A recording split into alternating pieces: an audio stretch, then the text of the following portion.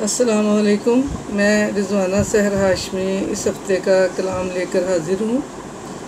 اور کلام پیش کرنے سے پہلے میں مدرس ڈے کے حوالے سے کچھ اپنے خیالات کا اظہار کرنا چاہتی ہوں، اور وہ یہ ہے کہ ماں ایک دنیا کا خالص ترین رشتہ ہے جو ہر قسم کی نفرت، ریاکاری اور دکھاوے سے پاک ہوتا ہے۔ میرا خیال ہے کہ ہمیں ماں کے ساتھ محبت کا اظہار کرنے کے لیے کسی ایک خاص دن کی ضرورت نہیں ہوتی۔ ہم سال میں صرف ایک دن ماں کے نام کر دیتے ہیں تو اس سے اس کی محبت کا حق ادا نہیں ہو جاتا، کیونکہ ماں تو کبھی بھی سال میں صرف ایک بار اپنے بچے سے محبت کا اظہار نہیں کرتی، بلکہ اس کی ساری زندگی بچے کی محبت میں گزر جاتی ہے۔ اس کا ہر عمل ساری زندگی اس کی محبت کی گواہی دیتا ہے، جیسے کہ راتوں کو جاگ کر وہ اپنے بچے کو سلانے کی کوشش کرتی ہے، گیلے بستر سے اٹھا کر سوکھے بستر پر سلاتی ہے، اور پڑھا لکھا کر دنیا میں کوئی مقام دلانے کے لیے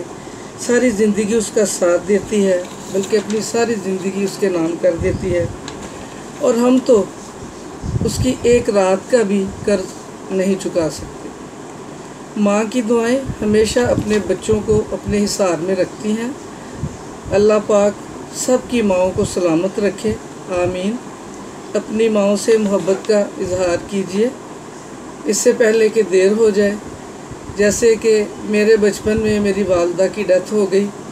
اور میں ان سے اپنی محبت کا اظہار نہیں کر پائی، نہ ان کی شفقت اور محبت سے بہرہ مند ہو پائی، اور آج اپنے کلام کے ذریعے میں ان سے اپنی محبت کا اظہار کر رہی ہوں۔ امید کرتی ہوں کہ آپ کو اچھا لگے گا۔ اچھا لگے تو پلیز میرے کلام کو لائک کیجئے گا، شکریہ۔ عرض کرتی ہوں، ماں دا پیار اولی دولت، ماں دا پیار اولی دولت، ماں دے پیراں ہیٹھاں جنت، ماں دا پیار اولی دولت، ماں دے پیراں ہیٹھاں جنت، ماں اے ایک گلاب دا پھل، ماں اے ایک گلاب دا پھل، ماں دا نہیں جے کوئی مل، ماں اے ایک گلاب دا پھل، ماں دا نہیں جے کوئی مل، پھلاں دی خوشبوئے ماں، پھلاں دی خوشبوئے ماں، چن تارے دی لووے ماں، ماں دے اتھرو پتھر ٹھاون، ماں دے اتھرو پتھر ٹھاون، ماں دیاں سیساں عرشیں جاون، دیوے دی روشنائی ماں اے، دیوے دی روشنائی ماں اے، اکھیاں دی بینائی ماں اے، ماں دا پیار بڑا ہی میٹھا،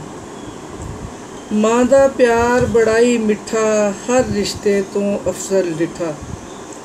ماں دا پیار بڑا ہی میٹھا، ہر رشتے تو افضل ڈٹھا،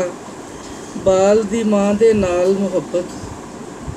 ماں نوں تکنا این عبادت،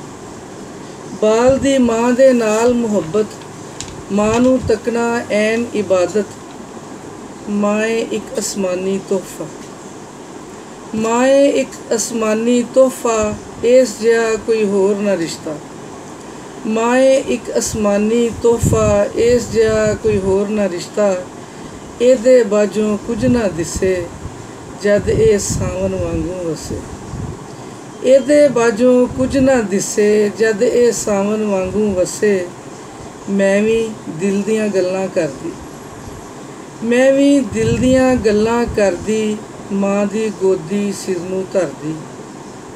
میں وی دل دیاں گلاں کردی،